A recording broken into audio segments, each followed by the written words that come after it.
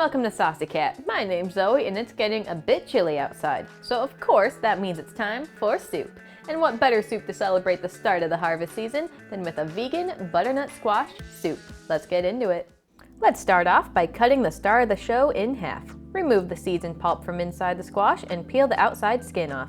Now chop the squash into small cubes. Next, take a yellow onion and roughly chop it.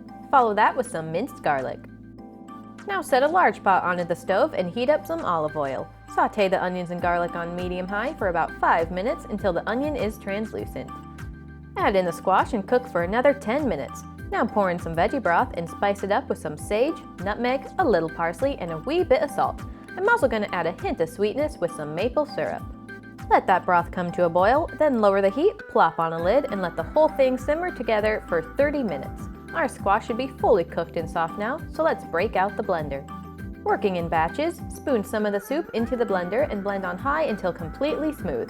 Pour the smooth soup into a new pot and blend up the next batch. With all the soup blended, let's do some taste tests and make any adjustments we feel it needs, such as a little bit more salt and some fresh cracked pepper. Once the soup's to your liking, let's bowl this dish.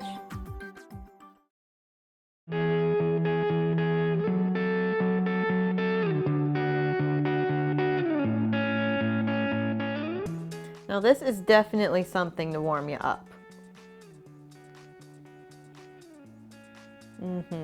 Our soup is really creamy and we're getting a lot of flavors from that squash while still getting some hints of flavor from both our onions and our herbs.